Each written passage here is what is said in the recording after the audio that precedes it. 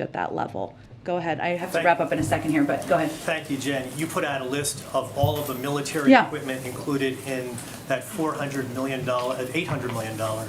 that's being provided to Ukraine. Among those items, let me read them to you, 100 grenade launchers, 5,000 rifles, 1,000 pistols, 400 machine guns, and 400 shotguns. Are you saying those items are not offensive weapons? They're weapons that help the Ukrainian people fight against an invasion by a foreign They country. can be used offensively, can they not? Again, they're weapons. What I'm talking about is weapons that can be used to fight. The answer is yes. I mean, although you don't want to say it, that answer to that question is yes.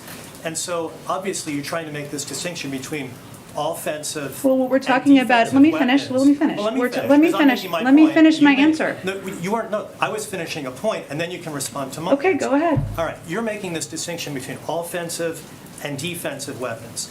Anybody that looks at that list of weapons that I just mentioned, they would say clearly they're offensive. If a Ukrainian military officer or someone who is enlisted has one of these weapons, they can take out a Russian military official of some sort with these weapons. They're offensive in nature. So why not provide more offensive weapons like this to the Ukrainian military? Well, first of all, we are providing a range of rifles, etc. There is a difference between a plane and planes and massive military systems. I think anybody would recognize this.